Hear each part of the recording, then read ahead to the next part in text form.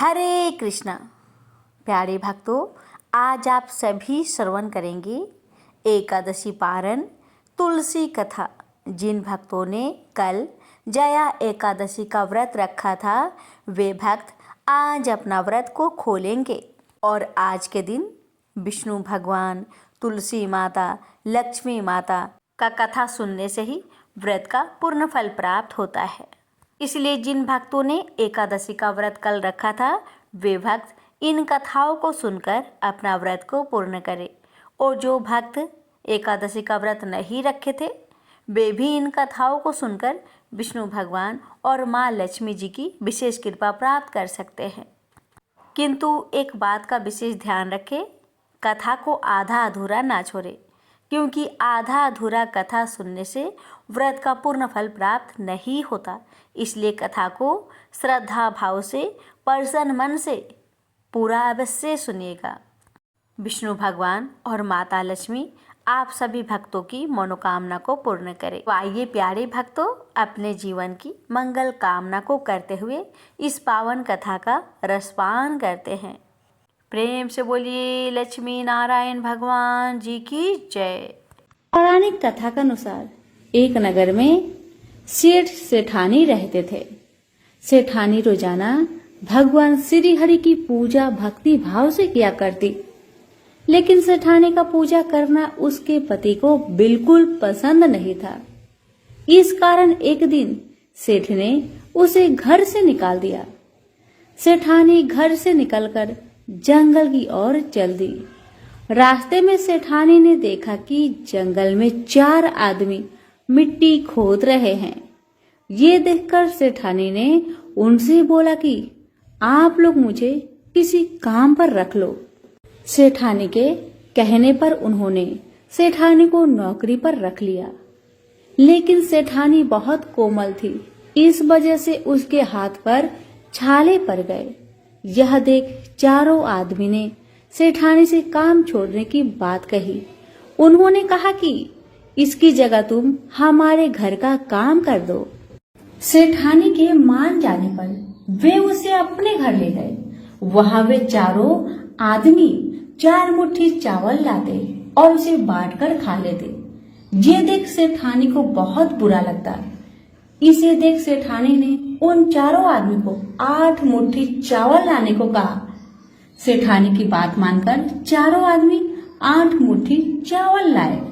इन चावल का सेठानी ने भोजन बनाया और भगवान विष्णु को भोग लगाकर सभी आदमियों को परोस दिया।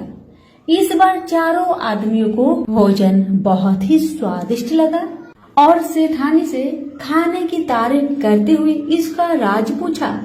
तो सेठानी ने कहा कि ये भोजन भगवान विष्णु का जूठा है, इसी वजह से ये बहुत स्वादिष्ट लग रहा है। उधर सेठानी के जाने के बाद सेठ भूखा रहने लगा। आसपास के लोग उसे ताने मारने लगे कि ये पत्नी के वजह से ही खा रहा था। लोगों की बातें सुनकर सेठ सेठानी को जंगल में देखने निकल गया। रास्ते में उसे वही 4 आदमी मिट्टी खोदते हुए दिखाई दिए। सेठ ने उन्हें कहा, तू मुझे काम पर रख लो। तब चारों आदमी ने उसे भी काम पर रख लिया, लेकिन सेठानी की तरह मिट्टी खोदने से सेठ के हाथों में छाले पड़ गए। ये देखकर उन्होंने सेठ को भी घर का काम करने की सलाह दी। सेठ भी उनकी बात मानकर उनके घर चल दिया। घर पहुंचकर सेठ ने सेठानी को पहचान लिया, लेकिन सेठानी घूंघट में होने के कारण सेठ को पहचान नहीं पाई। हर दिन की तरह इस बार भी सेठानी ने भगवान श्री हरि विष्णु को भोग लगाकर सभी को खाना परोस दिया। लेकिन जैसे ही सेठानी सेठ को खाना परोसने लगी तो भगवान विष्णु ने सेठानी का हाथ पकड़ लिया और कहा कि ये तुम क्या कर रही हो। सेठानी बोली, मैं कुछ नहीं कर रही, मैं तो भोजन परोस रही हूँ। चारों भाइयों ने सेठानी से कहा कि हमें भी भगवान विष्णु के दर्शन कराओ। सेठानी के अनुरोध करने पर भगवान विष्णु उन सभी के सामने प्रकट हो गए। यह देख सेठ ने सेठानी से क्षमा मांगी और उसे हाथ पकड़कर घर चलने को कहा। तब चारों भाइयों ने बहन को बहुत सारा धन देकर विदा किया। तब से सेठ भी भगवान विष्णु का भक्त बन गया और पूरी श्रद्धा से उनकी पूजा करने लगा। इससे उनके घर में फिर से धन की बरसात होने लगी। ऐसी मान्यता है कि इस दिन व्रत रखने से सत्यनारायण भगवान के साथ हनुमान जी, प्रभु श्री राम और माता सीता की कृपा भी प्राप्त होती है। प्रेम से बोले विष्णु भगवान की जय। एक बार भृगु ऋषि ने जानना चाहा कि ब्रह्मा, विष्णु और महेश में कौन सबसे श्रेष्ठ है। वह बारी बारी से सबके पास गए। ब्रह्मा और महेश ने भृगु को पहचाना तक नहीं, न ही आदर किया। इसके बाद भृगु विष्णु के यहाँ गए। विष्णु भगवान विश्राम कर रहे थे और माता लक्ष्मी उनके पैर दबा रही थी। भृगु ने पहुंचते ही न कुछ कहा न सुना और भगवान विष्णु की छाती पर पैर से प्रहार कर दिया। लक्ष्मी जी यह सब देखकर चकित रह गई, किंतु विष्णु भगवान ने भृगु का पैर पकड़कर विनीत भाव से कहा, मुनिवर, आपके कोमल पैर में चोट लगी होगी, इसके लिए मुझे क्षमा करें। लक्ष्मी जी को भगवान विष्णु की इस विनम्रता पर बड़ा क्रोध आया। वह भगवान विष्णु से नाराज होकर भूलोक में आ गई तथा कोल्हापुर में रहने लगी। लक्ष्मी जी के चले जाने से विष्णु भगवान को लगा कि उनका श्री और वैभव ही नष्ट हो गया और उनका मन बड़ा अशांत रहने लगा। लक्ष्मी जी को ढूंढने के लिए वह श्रीनिवास के नाम से भूलोक में आए। घूमते घूमते बेकटचल पर्वत क्षेत्र में बकुला माई के आश्रम पहुँचे। बकुला माई ने उनकी बड़ी आवभगत की, उन्हें आश्रम में ही रहने को कहा। एक दिन जंगल में एक मतवाला हाथी आ गया। आश्रमवासी डरकर इधर उधर भागने लगे। श्रीनिवास ने यह देखा तो धनुष बाण में लेकर हाथी का पीछा किया। हाथी डरकर भागा और घने जंगल में अदृश्य हो गया। श्रीनिवास उसका पीछा करते करते थक गए थे। वह एक सरोवर के किनारे वृक्ष की छाया में लेट गए और उन्हें हल्की सी झपकी आ गई। थोड़ी देर में शोर सुनकर वह जागे तो देखा कि 4-6 युवतियां उन्हें घेर खड़ी है। श्रीनिवास को जागा हुआ देखकर वह झपटकर बोली, यह हमारी राजकुमारी पद्मावती का सुरक्षित उपवन है और यहाँ पुरुषों को आना मना है। तुम यहाँ कैसे और क्यों आए हो? श्रीनिवास कुछ जवाब दे इससे पहले ही उनकी दृष्टि वृक्ष की ओर से झांकती राजकुमारी की ओर गई। श्रीनिवास पद्मावती को एकटक देखते रह गए। थोड़ा संयत होकर कहा, देवियों, मुझे पता नहीं था, मैं शिकार का पीछा करता हुआ यहाँ आया था। थक जाने पर मुझे नींद आ गई, इसलिए क्षमा करे। श्रीनिवास आश्रम में लौट आए, किंतु बड़े उदास रहने लगे। एक दिन बकुला माई ने बड़े प्यार से उनकी उदासी का कारण पूछा तो श्रीनिवास ने पद्मावती से भेंट होने की सारी कहानी कह सुनाई। फिर कहा, उसके बिना मैं नहीं रह सकता। बकुला माई बोली, ऐसा सपना मत देखो। कहा वह प्रतापी चोल नरेश आकाशराज की बेटी और कहा तुम आश्रम में पलने वाले एक कुल गोत्रहीन युवक। श्रीनिवास बोले, माँ, एक उपाय है, तुम मेरा साथ दो तो सब संभव है। बकुला माई ने श्रीनिवास का सच्चा प्यार देखकर हाँ कर दी। श्रीनिवास ज्योतिष जानने वाली औरत का भेष बनाकर राजा आकाश की राजधानी नारायणपुर पहुँचे। उसकी चर्चा सुन पद्मावती ने भी उस औरत को महल में बुलाया और अपना हाथ दिखाया। राजकुमारी के हस्त रेखा देखकर वह बोली, राजकुमारी, कुछ दिन पहले तुम्हारी भेंट तुम्हारी सुरक्षित उद्यान में किसी युवक से हुई थी। तुम दोनों की दृष्टि मिली थी। उसी युवक से तुम्हारी शादी का योग बनता है। पद्मावती की माँ धारणा देवी ने पूछा, यह कैसे हो सकता है? ज्योतिषी औरत बोली, ऐसा ही योग है। ग्रह कहते हैं कोई औरत अपने बेटे के लिए आपकी बेटी मांगने स्वयं आएगी। 2 दिन बाद सचमुच ही बकुला माई एक तपस्विनी के भेष में राजमहल आई। उसने अपने युवा बेटे के साथ पद्मावती के विवाह की चर्चा की। राजा आकाश में बकुला माई को पहचान लिया। उन्होंने पूछा, वह युवा कौन है? बकुला माई बोली, उसका नाम श्रीनिवास है। वह चंद्र वंश में पैदा हुआ है, मेरे आश्रम में रह रहा है, मुझे माँ की तरह मानता है। राजा आकाश ने कुछ सोचकर उत्तर देने के लिए कहा। बकुला माई के चले जाने पर आकाश ने राज पुरोहित को बुलाकर सारी बात बताई। राज पुरोहित ने गणना की, फिर सहमति देते हुए कहा, महाराज, श्रीनिवास में विष्णु जैसा देवगुण है और लक्ष्मी जैसी आपकी बेटी के लिए यह बड़ा सुयोग है। राजा आकाश ने तुरंत बकुला बाई के यहाँ अपनी स्वीकृति के साथ विवाह के लग्न पत्रिका भेज दी। बकुला माई ने सुना तो वह चिंतित हो उठी। श्रीनिवास से बोली, बेटा, अब तक तो विवाह की चिंता ही थी, अब पैसे न होने की चिंता है। मैं वरा स्वामी के पास जाती हूँ, उनसे पूछती हूँ कि क्या किया जाए। बकुला माई श्रीनिवास को लेकर वरा स्वामी के पास गई और श्रीनिवास के विवाह के लिए धन की समस्या बताई। तो वरा स्वामी ने 8 दिक्पालों इंद्र, कुबेर, ब्रह्मा, शंकर आदि देवताओं को अपने आश्रम में बुलवाया और फिर श्रीनिवास को बुलाकर कहा, तुम स्वयं इन्हें अपनी समस्या बताओ। श्रीनिवास ने देवताओं से कहा, मैं चोल नरेश राजा आकाश की बेटी पद्मावती से विवाह करना चाहता हूँ। मेरी हैसियत राजा के अनुरूप नहीं है, मेरे पास धन नहीं है, मैं क्या करूँ? इंद्र ने कुबेर से कहा, कुबेर, इस काम के लिए तुम श्रीनिवास को ऋण दे दो। कुबेर ने कहा, ऋण तो दे दूंगा, पर उसे यह वापस कब और कैसे करेगा, इसका निर्णय होना चाहिए। श्रीनिवास बोले, इसकी चिंता मत कीजिए, कलयुग के अंत तक मैं सब ऋण चुका दूंगा। कुबेर ने स्वीकार कर लिया। सब देवताओं की साक्षी में श्रीनिवास के ऋण पत्र लिख दिया गया।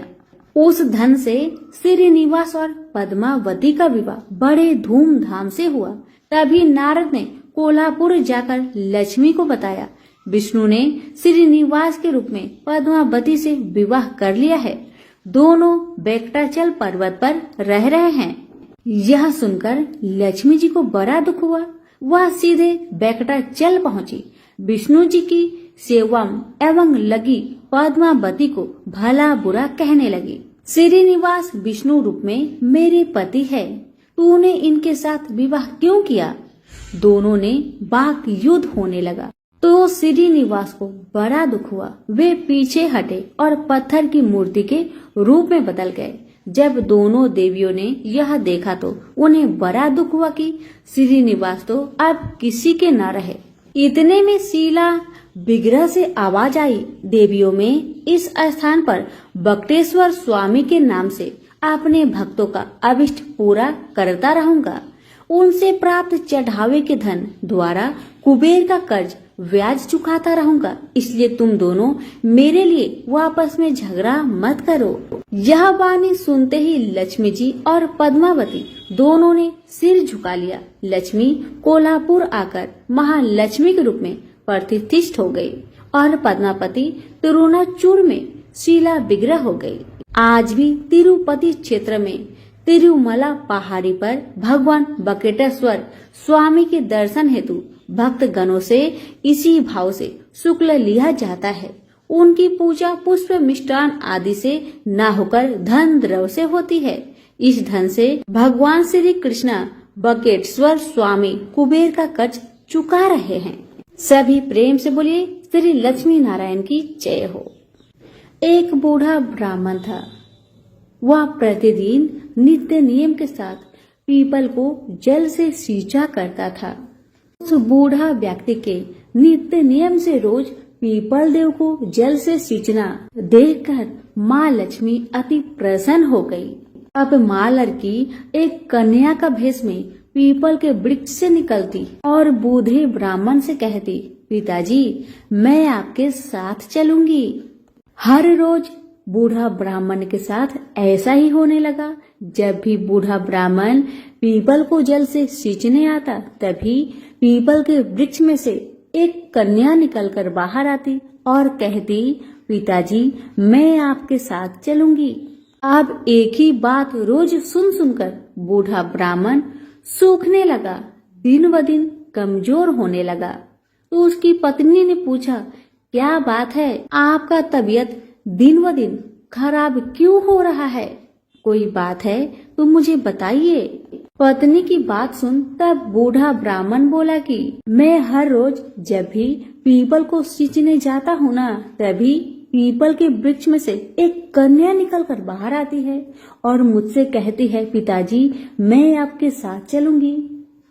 पति की बात सुन पत्नी कहने लगी, तो कल उसे अपने घर ले आइएगा, जहाँ आपकी 6 लड़कियां हैं वहाँ और एक ही सही। पत्नी की बात मानकर अगले दिन सुबह बूढ़ा ब्राह्मण फिर पीपल को जल से सींचने गया और फिर से वह लड़की बाहर आई और कहने लगी, पिताजी मैं आपके साथ चलूंगी। तब बूढ़ा ब्राह्मण ने कहा, ठीक है चलो फिर। और ब्राह्मण उस बिटिया को अपने घर ले आया। बिटिया को घर लाने के बाद बूढ़ा ब्राह्मण आटा मांगने गया तो उसे पहले के दिनों की अपेक्षा आज ज्यादा आटा मिली थी। जब बुढ़िया वह आटा छानने लगी तो सातवीं बिटिया जो पीपल वृक्ष से आई थी, वह बिटिया कहने लगी, माँ लाओ आटा को मैं छान देती हूँ। जब वह आटा छानने बैठी तो परात भर गई। उसके बाद माँ खाना बनाने जाने लगी तो बिटिया बोली, माँ आज रसोई तो मैं ही बनाऊंगी। बिटिया की बात सुन माँ कहने लगी, ना बेटी ना, तुम्हारी हाथ जल जाएगी। लेकिन लड़की नहीं मानी। वह रसोई में खाना बनाने गई तो उसने तरह तरह के 36 व्यंजन बना डाले और आज सभी भरपेट खाना खाए। इससे पहले बूढ़े ब्राह्मण के परिवार को कभी भी पेट भर के भोजन नहीं मिलता था। कभी आधा ही पेट खाते तो कभी बिन खाए सो जाते थे। लेकिन आज उन सभी ने भर भर पेट भोजन खाए। मामा कहने लगा, आज तो भरपेट खाना खाया और ऐसा भोजन तो इससे पहले मैंने कभी भी नहीं खाया है। तब बुढ़िया कहने लगी कि भाई ये भोजन तो तेरी पावनी बहन ने बनाया है। जैसे ही शाम हुई तो पावनी बेटी कहने लगी, माँ चौका लगा के चौका का दिया जला देना, कोठे में सो जाऊंगी मैं। बुढ़िया बोली, ना बेटी ना, तू डर जाएगी। लेकिन वह बिटिया न मानी। वह कहने लगी, माँ मैं नहीं डरूंगी। वह बिटिया अंदर कोठे में ही जाकर सो गई। आधी रात को लड़की उठी और चारों ओर आंख मारी तो चारों ओर धन ही धन हो गया। और बाहर जाने लगी तो एक बूढ़ा ब्राह्मण सो रहा था। उसने देखा तो कहा, बेटी तू कहाँ चली जा रही है? तब बिटिया बोली, मैं दरिद्रता दूर करने आई थी, अगर तुम्हें दूर करवानी है तो करवा लो। तब बूढ़ा ब्राह्मण ने कहा, हाँ बिटिया जैसी तुम्हारी इच्छा। तो बिटिया रानी ने बूढ़े के घर में भी आंख से देखा तो चारों तरफ धन ही धन हो गया। तब बूढ़ा ब्राह्मण का परिवार सुबह सोकर उठे तो लड़की को घर में ना देखकर उसे ढूंढने लगे कि मेरी पावनी बेटी कहाँ चली गई। तो बाहर वाला बूढ़ा ब्राह्मण बोला कि वह तो लक्ष्मी माता थी, जो तुम पर प्रसन्न होकर तुम्हारे घर की सारी दरिद्रता को दूर कर गई।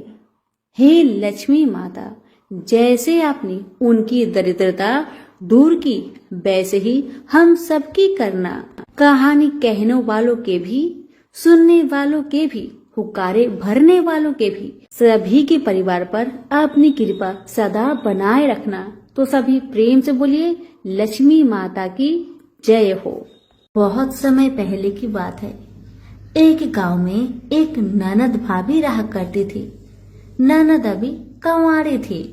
उस परिवार में ननद, भाभी और भाई, इन तीनों के अलावा और कोई भी नहीं रहता था। भाभी तो कभी कोई पूजा पाठ करती ही नहीं थी और ननद हर रोज तुलसी माता की पूजा किया करती थी, उनकी बड़ी सेवा करती थी। बिना तुलसी पूजन के ननद कभी भोजन नहीं करती थी। ननद का पूजा पाठ देख के भाभी को बहुत क्रोध आता था। कभी कभी भाभी तो अपनी ननद से ऐसे भी कह देती थी कि जब तुम्हारा विवाह होगा ना, तो मैं तुम्हें और बराती को तुलसी ही खाने दूंगी और दहेज में ये ही दूंगी। इसी तरह समय निकलने लगा, दिन बीतने लगी। अब तो ननद भी बड़ी हो गई थी। भाई ने अपने बहन के लिए एक अच्छा घर और बर ढूंढा। अब तो बहन की शादी पक्की हो गई। बहन की शादी वाले दिन भाभी ने क्या किया, बारातियों के सामने तुलसी का गमला फोड़ कर रख दिया। लेकिन ननद की सच्ची भक्ति और श्रद्धा से तुलसी माता बहुत प्रसन्न थी। इसी कारण से तुलसी माता की कृपा से तुलसी का गमला स्वादिष्ट व्यंजन में बदल गया। ये चमत्कार देखकर भाभी बहुत आश्चर्यचकित हो गई, लेकिन फिर भी उसका आदत नहीं गया। उसने फिर क्या किया, अपने ननद को गहने के बदले में तुलसी की मंजरी पहना दी। लेकिन तुलसी माता की कृपा से वह मंजरी भी सोने के आभूषण में बदल गए। ये देखकर भी भाभी बहुत हैरान हुई, मगर फिर भी अपनी करतूत करनी न बंद किया। उसने फिर वस्त्रों के स्थान पर तुलसी का जनेऊ रख दिया। लेकिन तुलसी माता की कृपा से वह तुलसी का जनेऊ रेशमी और सुंदर वस्त्र में बदल गया। ननद की भाभी बहुत पापिन थी, इसलिए तुलसी माता की महिमा को न जान सकी। भाई ने अपने बहन को बड़े प्यार और आदर के साथ विदा किया। बहन ससुराल में गई। ससुराल वाले उसके दहेज आदि के बारे में बहुत बड़ाई करने लगे। जब ये बात भाभी को मालूम हुई तो उसे बड़ा आश्चर्य हुआ और तुलसी जी की पूजा का महत्व उसको समझ में आ गया। भाभी की एक लड़की थी।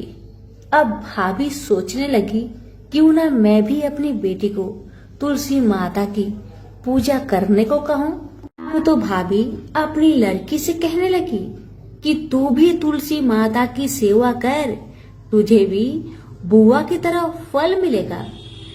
पर लड़की अपनी माँ के जैसी ही थी, उसे तुलसी की सेवा में मन नहीं लगता था। भाभी की लड़की हर रोज सुबह स्नान करके ऊपर के मन से अपनी माँ की बात रखने के लिए तुलसी माता की पूजा कर लिया करती थी, मगर मन उसका पूजा में कभी नहीं लगा।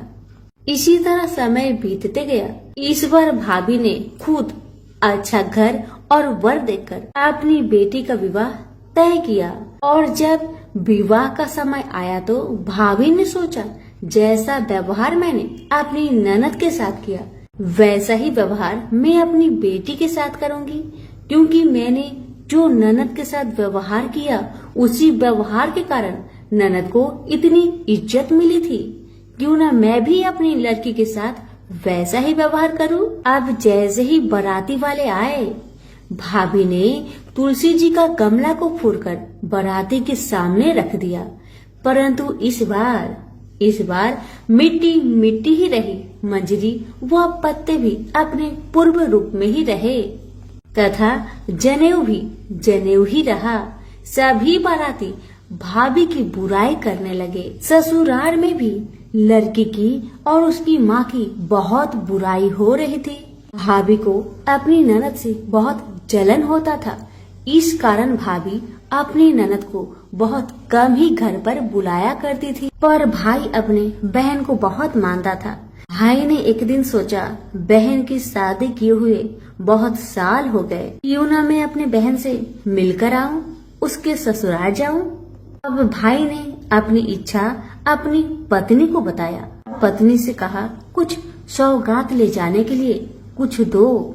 बहन का घर जाऊंगा, खाली हाथ कैसे जाऊं, कुछ हो तो मुझे दो। भाभी ने क्या किया, गुस्से से जुआर एक थैले में भरकर कहा, लो इसी को लो और अपनी बहन के घर ले जाओ। मेरे पास और कुछ नहीं है, यही है, इसी को ले जाओ। बेचारा पति दुखी मन से चल दिया वही ज्वार भरे थैले को लेकर, और मन ही मन में सोचते जा रहा था, भला कोई भाई अपने बहन के ससुराल में जुआर ले जाता है। यही सोचते सोचते भाई बहन के ससुराल की तरफ जा रहा था। उसने सोचा, ये ज्वार बहन के ससुराल ले जाऊंगा तो लोग क्या कहेंगे, क्यों ना मैं इसे गाय को खिला दूं।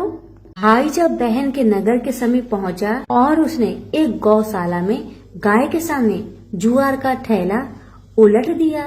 जुआर को उलटता देखकर तब गौपालक ने कहा, ए भाई तुम ये क्या कर रहे हो, सोना मोती गाय के आगे क्यों डाल रहे हो। भाई ने जब नीचे देखा तो सचमुच हीरे मोती सोना चांदी जगमगा रहे थे। भाई ने तुलसी माता के चमत्कार को जान लिया और जोर जोर से तुलसी माता की जयकारा लगाने लगा और सारी कहानी उस गौपालक को बताया। सोना चांदी हीरा मोती थैले में भरकर बहुत प्रसन्न मन से अपने बहन के घर गया। बहन भाई को देखकर बहुत प्रसन्न हुई और अपनी भाई की बहुत आवभगत की। भाई ने अपनी बहन की सास ससुर से आज्ञा लेकर अपनी बहन को घर लेकर आया और रास्ते में सारी कहानी बताते आ रहा था कि कैसे भाभी ने ज्वार भरकर थैले में दिए थे और तुलसी माता की कृपा से कैसे ये ज्वार हीरे मोती सोने चांदी में बदल गए। भाई को तुलसी माता का महिमा पता चल गया था। अब भाई और बहन घर आकर अपनी भाभी को सारी कहानी बताते हैं और तुलसी माता की महत्व को समझाते हैं और पूजन करने का फल उसे भी बताते हैं। अब तो भाई और भाभी और उसकी बेटी तीनों जन मिलकर हर दिन तुलसी माता का पूजन किया करते थे और तुलसी माता भी उनके पूजन से प्रसन्न होकर उनके घर में अन्न धन के भंडार भर दिए और भाभी की बेटी को भी अच्छा घर और वर मिला। तो सभी मिलकर बोलिए, तुलसी मैया की जय हो। एक ब्राह्मण था जो नित्य प्रतिदिन सुबह उठकर गंगा जी स्नान के लिए जाता था और आकर विनायक जी का पूजा करता और विनायक जी की कहानी सुनता था। ब्राह्मण की पत्नी को पूजा करना अच्छा नहीं लगता था। जब भी ब्राह्मण पूजा करता तो ब्राह्मणी गुस्सा हो जाती थी और कहती थी कि सुबह पहले पूजा करने के लिए बैठ जाते हो, मैं झाड़ू निकालती हूँ, घर का काम करती हूँ, तुम्हें कोई काम नहीं है क्या। ब्राह्मण अपनी पत्नी की बातों पर ध्यान ही नहीं देता था। एक दिन की बात है, ब्राह्मण गंगा जी नहाने के लिए चला गया। ब्राह्मणी ने विनायक जी को छुपा कर रख दिया। जब ब्राह्मण गंगा नहाकर वापस आए, विनायक जी की मूर्ति नहीं मिली तो ब्राह्मणी से पूछने लगा कि विनायक जी की मूर्ति कहाँ गई। ब्राह्मणी कहने लगी, मुझे क्या पता तुम्हारे विनायक जी कहाँ गए। अब तो ब्राह्मण खाना पीना खाना बंद कर दिया। ब्राह्मणी ने कहा, खाना खा लो, लेकिन ब्राह्मण ने कहा, जब तक मैं विनायक जी का पूजा नहीं कर लेता तब तक मैं अन्न जल ग्रहण नहीं करूंगा। ब्राह्मणी ने ब्राह्मण को बहुत समझाया मगर ब्राह्मण ब्राह्मणी की बात नहीं माने। अब तो ब्राह्मण और ब्राह्मणी दोनों झगड़ने लगे। दोनों को लड़ते झगड़ते देख विनायक जी की मूर्ति हंसने लगी। तब ब्राह्मणी गुस्से में आकर बोली कि मूर्ति वहां रखी है। उसके बाद ब्राह्मण ने विनायक जी की पूजा अर्चना की। तब अचानक ही विनायक जी की मूर्ति बोल उठी कि तुझे मेरी सेवा करते हुए बहुत दिन हो गए हैं, कुछ मांगो मुझसे। ब्राह्मण बोला कि अन्न मांगो कि धन मांगो, जितना दुनिया में सुख है क्या वह सब सुख मांगो। तब विनायक जी ने सारा सुख धन अन्न सब ब्राह्मण को दे दिए। ब्राह्मण मूर्ति को मंदिर में रखकर पूजा अर्चना करने लगा। ब्राह्मण को इतना अन्न धन मिलने से उसकी भी पूजा करने की श्रद्धा जाग उठी और वह भी ब्राह्मण को बोलकर मूर्ति घर में रखवाई और खूब प्रेम से गणेश महाराज की पूजा करने लगी। हे विनायक जी महाराज, जैसा सुख अपने ब्राह्मण को दिया वैसा सुख सबको देना। विनायक जी की कहानी कहने वाले को विनायक जी की कहानी सुनने वालों को और हुक्कार भरने वालों को और पूरे परिवार को देना। तो बोलो गजानंद गणेश जी महाराज की जय, विनायक जी महाराज की जय। विनायक जी और देवरानी जेठानी की कहानी। दो देवरानी और जेठानी थी। देवरानी के पास बहुत धन था, लेकिन जेठानी बहुत गरीब थी। जेठानी गणेश जी की बहुत आराधना करती थी। वह अपनी देवरानी के घर आटा पीसने जाती थी। जिस कपड़े से वह आटा छानती, उसी कपड़े को वह अपने घर को लाकर पानी में घोलकर अपने पति को पिला देती थी। एक दिन देवरानी के लड़के ने देख लिया और अपनी माँ से बोला कि माँ, ताई यहाँ से आटा का कपड़ा ले जाकर ताऊ जी को घोलकर पिला देती है। देवरानी की बात सुनकर बहुत गुस्सा हुई जेठानी और गुस्से में बोली कि मेरे घर से आटा छानने के बाद कपड़ा यहीं पर रखकर हाथ धोकर जाए। वह ऐसा ही करने लगी, लेकिन जब वह घर जाती तो उसका पति बोलता कि मुझे आटा घोलकर दे, मुझे बहुत भूख लग रही है। जेठानी ने बोला कि आज उसने आटा छानने का कपड़ा रख लिया। तब उसका पति गुस्से में आकर उसको मारने लगा। उस रात वह गणेश जी करते हुए सो गई। गणेश जी आए और उन्होंने पूछा, क्यों सो रही है? वह बोली कि मेरी देवरानी के आटा छानने को कपड़े लाकर मेरे पति को घोलकर पिला दी थी। आज उसने कपड़ा रख लिया, इसलिए आज मैं अपने पति को आटे के घोल पिला नहीं सकी, इसलिए मेरे पति ने मुझे मारा। गणेश जी ने कहा कि मैं घर घर से तिलकुट्टा खाकर आया हूँ, इसलिए मुझे शौच जाना है। कहाँ पर जाऊँ बताओ? उसने कहा कि महाराज, बहुत जगह पड़ी है, कहीं पर भी चले जाओ। गणेश जी शौच करके वहां से चले गए। थोड़ी देर बाद जब उसने उठकर देखा कि सारा घर तो हीरे से जगमगा रहा है, वह धन को इकट्ठा करने लगी तो देवरानी के घर जाने में देर हो गई। देवरानी ने लड़के को भेजा कि देख कर आओ, आज ताई क्यों नहीं आई। लड़के ने आकर देखा कि ताई के घर में तो बहुत सारा धन हो रहा है।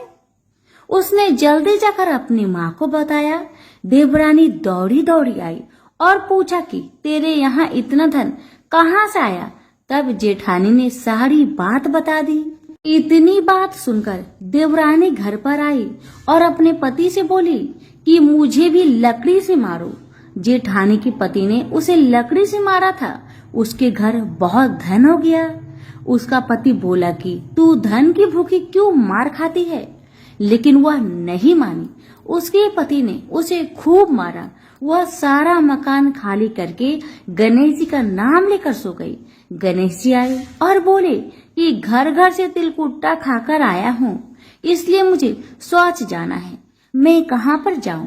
तब वह बोली कि महाराज, मेरे तो बहुत बड़ा मकान है, कहीं पर भी चले जाओ। गणेश जी शौच करके ही वहां से अंतर ध्यान हो गए।